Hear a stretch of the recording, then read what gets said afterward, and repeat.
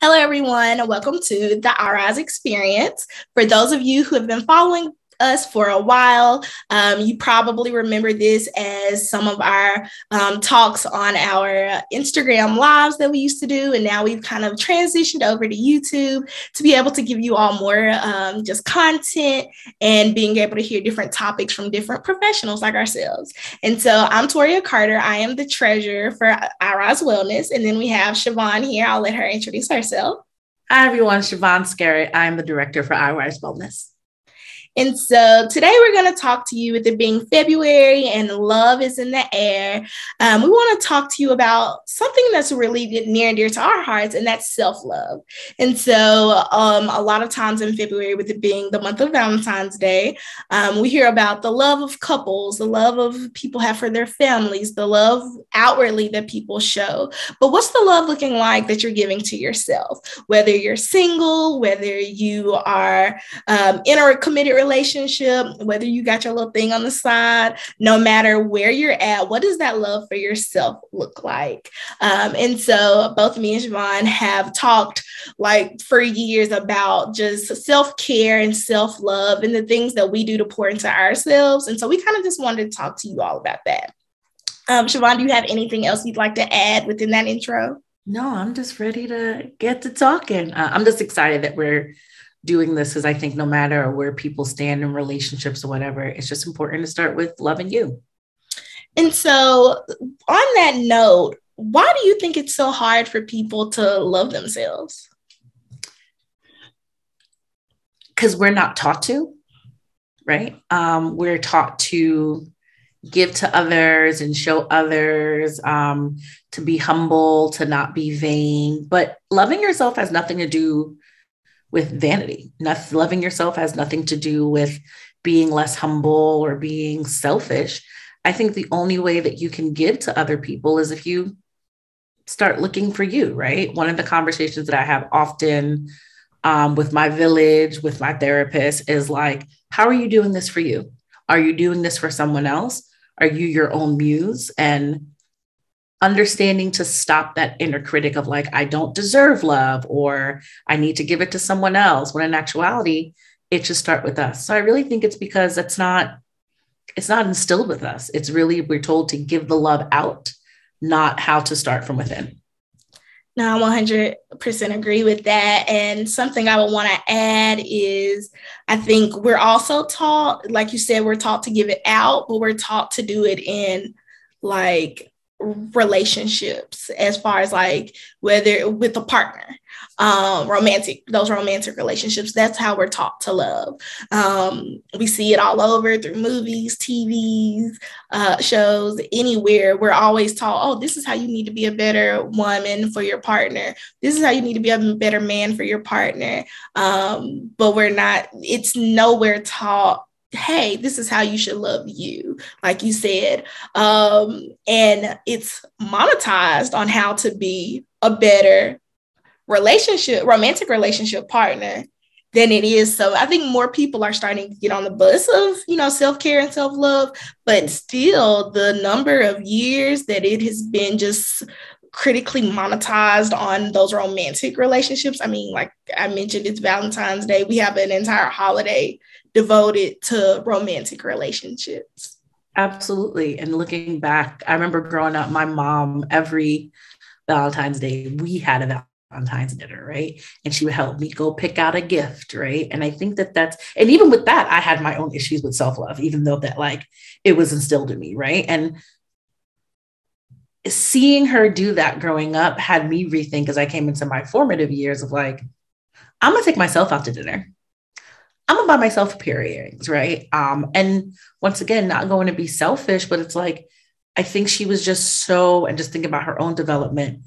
I have to teach her how to love herself, right? No matter what her experiences are, no matter what my experiences are going to be.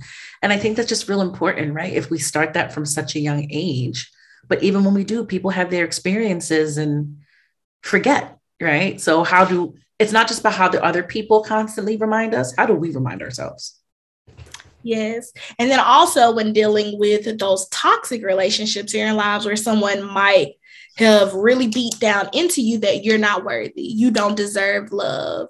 And so if someone else that you probably really love, whether it's a parent or a partner, is drilling that into you, at some point you're going to start believing them. And you're going to start saying, well, maybe I don't deserve this. And whether that relationship lasts or it doesn't, those feelings don't just go away. Yeah. And then you start to believe your inner critic that tells you, right? Because now you're hearing these voices inside that are being like, well, so-and-so was right, right? Or your mama was right, or your grandma was right, right? Like, and you're looking back. And even though they might have said it with another intent, right? Or they might have said it because, culturally, just some different understandings to get that instilled in us, right? And one of the things that I have learned is I have to sometimes tell my critic to take a seat and shut their mouth because I'm worth more than that. And it's a daily struggle. And I think that's a really good segue into thinking of why should we even feel this love for ourselves? If there's so many people like family members, friends, lovers, or whoever it may be out there to pour into us in a loving way, why do we need to have that self-love for ourselves? Yeah. So for me, right, I think what I have learned through this, and I mean, I talk about this like on a regular basis, that I'm good with, and this, you better love yourself. You so bad, you so fine, you my best friend. And then I go in the corner and I'm like, I suck, I'm awful, I need to be great, right? And I think the reason that we need to start with us is because we pour out to so many people. And how do we put into ourselves? I know I give everything to everyone, right? Mm-hmm. But what I have learned in these big grown years of mine is that there's times that I don't want to be bothered. It's okay to retreat, right? And it's okay to refill my cup and go from there, because how am I going to be an example to others about them loving themselves and them being in healthy relationships if I'm not starting with a healthy relationship with myself?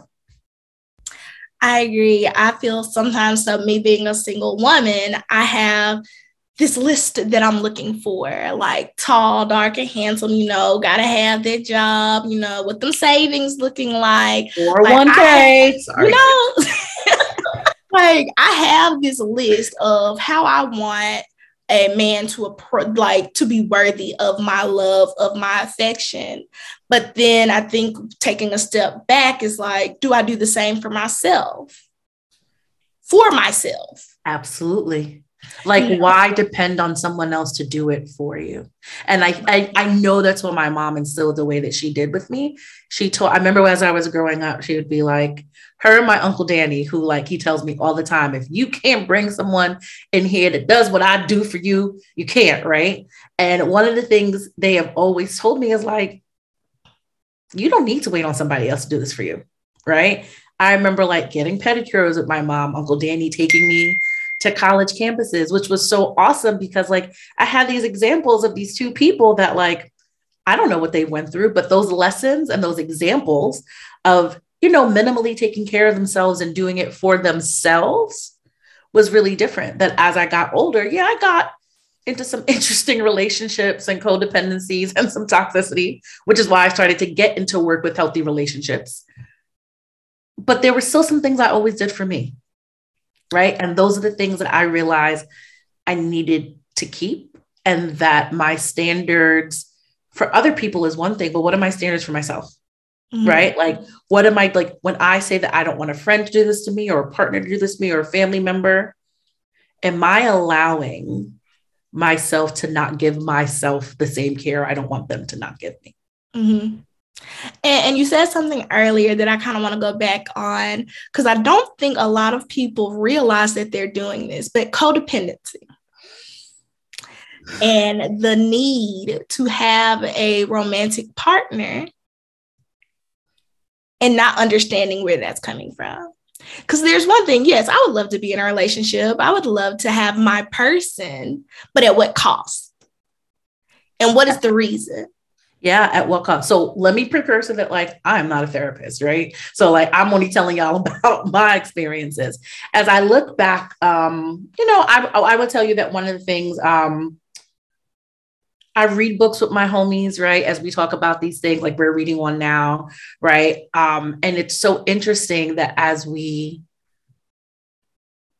read and think about these things, I think about like, why did I feel like I needed someone else, right? And codependency isn't necessarily a bad thing, right? Like you can have a codependent relationship, but what I realized as I was getting into these relationships where not just they were codependent on me, but then I felt like I had to be there or else I wasn't showing that I cared.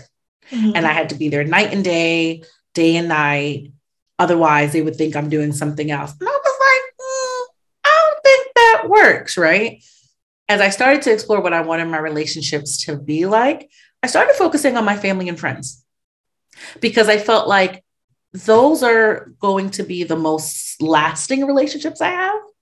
And that's where I want, I guess you could say, the love to come from the strongest so that I don't have to depend on a partner or I don't have to depend on someone else. I tell people all the time, when you get with someone, it's your life, their life, and your life together.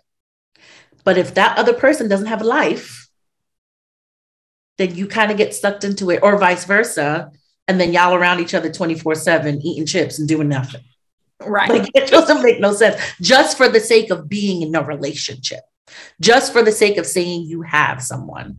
Right. And I started this practice about a year ago that like, I'm going to date myself just as much as I date other people. And I have canceled dates and be like, actually, I can't. It's Monday night. This is my sushi night for myself.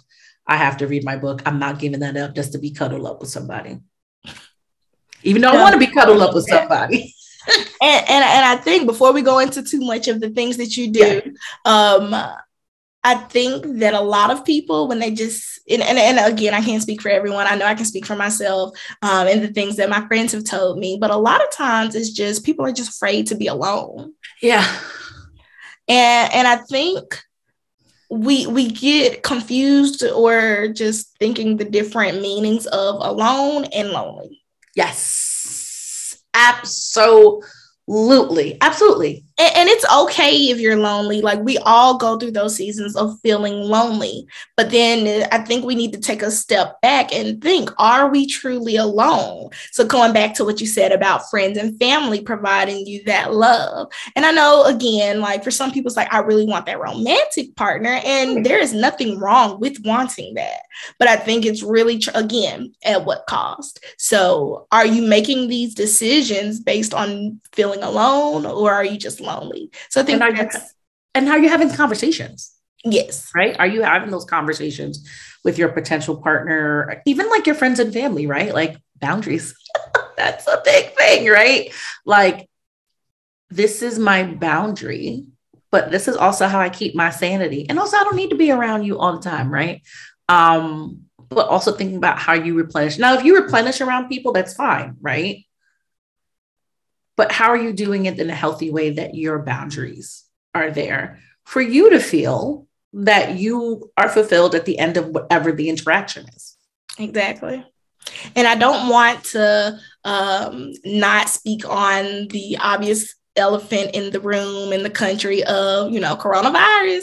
Like, I think this pandemic has definitely opened up a lot of those feelings of being alone and being lonely, just because for a lot of times throughout the last couple of years, we've been made to feel that way. You have some people who are totally okay with going out and being around people, but then you have a lot of people who are not. And a lot of people who feel that they have to be reserved, they have to be at home and not be with people. And so I think that has really brought out a lot of those feelings of, oh, wow, if I am single and I am alone, then how I start feeling lonely. I start feeling like I don't have anyone that I can communicate with. And that again starts making you to feel like, okay, you can start feeling, am I okay with just being with me? All right. Am I okay with just being with me? Now, I also recognize that some of those feelings of loneliness and all that stuff, people might be struggling with already, right? Like they don't have access to a mental health professional and all those things. So I totally recognize that for some people, it is something that they're just trying to figure out. How do I not feel this way? But for most of us who feel that feeling of lonely, we sometimes confuse it with alone because we don't want to be with our own thoughts. We don't want to be with our own things because we're also used to being around people. I will tell you, this Rona had me really think about what is going on with me, right? I thank baby Jesus for Zoom and Instagram and all that stuff that I could make a connection. But I was on the side of the country by myself and all my friends and family were on the other side, except for a few. And I had to think about myself and what I needed. It's like, I don't want to be along with these thoughts either, right? But also, how am I processing? How am I feeling? How am I taking care of myself? And this is even pre like me having a medical professional to talk about these things. But just really had to say like, wow, knowing that Rona's not going away anytime soon. God, but please do. Just really like, okay, I want to be around people, but do I want to be around people or do I want community? And community doesn't necessarily mean that I need to be out to brunch every Sunday. I might just need to find a way to, I don't know, go to a Bible study, talk to my friends, whatever it is, to make sure that like I am okay and feeling as less lonely as possible, because the feeling's still going to come up. And so, again, that's a really good segue into our next topic. Great. What are action steps that people can do to make themselves fall back in love if they've fallen out, or to continue their relationship of loving themselves? Yeah, I would say some of the things that have worked for me and my friends as we talked, meditation has been really good. Really thinking about what am I feeling? How am I feeling? Really acknowledging my body and the feelings in it, and releasing.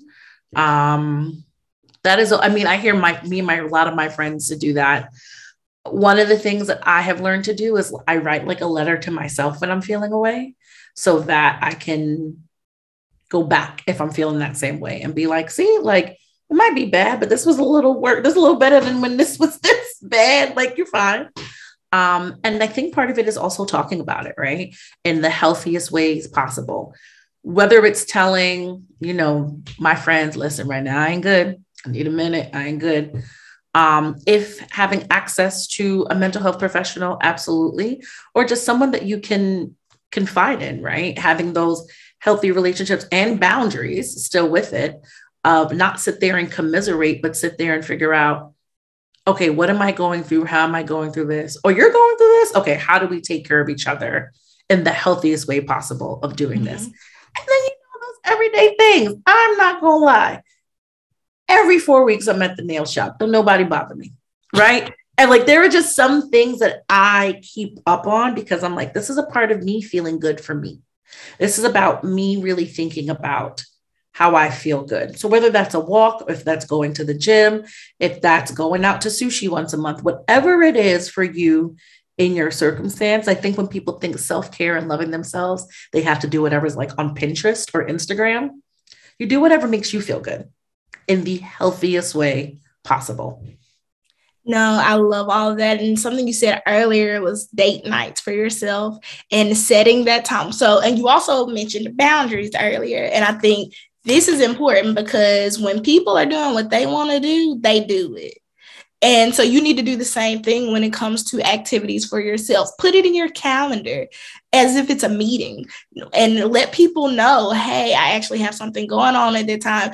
Even if it's just like, okay, for me, I love movies. And so if it's just going to a movie or if it's sitting in my living room watching Netflix, if I have a plan for a Saturday night to watch Annie on Netflix because it makes me feel good, then no one is going to interrupt that.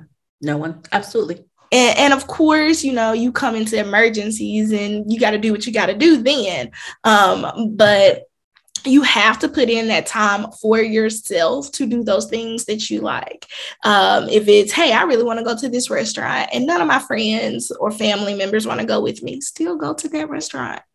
Make the reservation, put on some makeup, get dressed up. Do it for yourself. Like, do it for, I'm telling you, I used to make fun of her so much.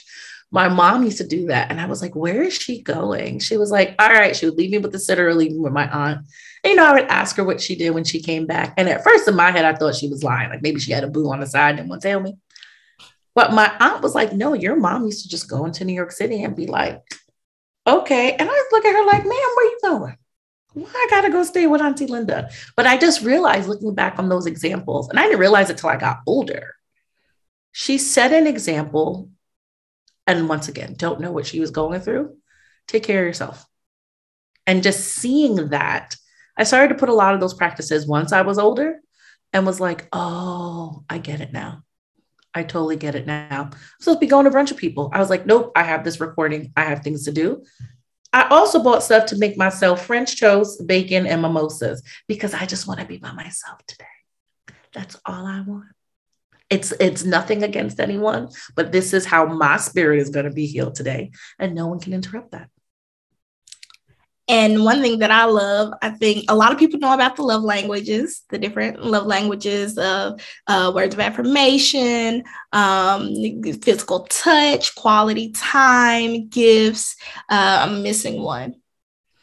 Acts of service. I think a lot of times we sit back and we're like, I need a man or a woman or a person to love me based on my love languages. And I think we need to sit back and ask ourselves, are we loving ourselves based on our love languages? And so are we? Are we? If your love language is physical touch, girl, go get you some lotion, go get you a scrub, and you rub all over yourselves. If your love language is gifts, buy you something. If your love language is acts of service, honestly, just going out and doing a service project for someone else will feed into that love. And so I have an app on my phone. I can't think of the name of it right now off the top of my head, but it gives me affirmations throughout the day because one of my biggest love languages is words of affirmation. And so I look at it and I repeat it to myself. And I'm like, that made me feel good in that moment. Absolutely. So like there is a test that you can take to figure out what your love language is. And we can put that in our description box. But figure out what your love language is and do that for yourself, because just like someone else doing it to you makes you feel good, you doing it for yourself will also help in making yourself feel good. Absolutely. And I think even when we do those things, right, we don't share it with other folks, right? And I think that that's part of it I'm not telling you because I need you to do this according to my love language. I'm telling you because this is my love language and this is what I'm expecting from you and myself. Right. And I think in doing that, we once again show examples of I'm not going to give myself anything less. So I'm not going to take it from anyone else. And I think that's when our discernment kicks in. And I think about those things like I can do this by myself. I would love to do it with friends. I would love to do it with family. I would love to do it with a boo. But by myself right now feels really good. And by myself is fine. Because first of all, I don't have to bring nobody else along, but also I'm feeling good that like I'm loving up on me. And as someone who has gone through the, high self-esteem, loving self, then put in situations where that self-esteem dropped completely and that self-love was not prevalent, and then building back up, you get into a space where you're like, forget this. I never want to go back to that space again. And you fight and you climb to the top to make sure that you can keep yourself in those spirits of loving yourself. And so honestly, it is my hope for anyone who is watching this video and might be going through some battles with self-love to figure out what are your coping techniques. What can you do for yourself to make you love yourself just a little bit more every day, just to get to that place. And you're going to be like, wow, it almost gets to the point where you're like, it'll be nice to have somebody else in my life, but you don't need them. Absolutely. To be in your life. Absolutely. You're absolutely, I have nothing else to add to that. You're absolutely correct. So again, anyone that's watching this video, we hope you enjoyed it. If you're already participating in these self-love activities, put it in the comments. We want to see what you're doing, and that can maybe help someone else to find an activity that they would want to do for self-love. Siobhan, again, thank you for doing this video with me. Again, you can follow us on Instagram. We are very much so prevalent on that app. And again, please, if you really enjoyed this, we will be giving you different content throughout the months. So like, comment, and subscribe, and we hope to see you again. Bye, friends. Have a good February. And like we said, love you first. That's where it starts.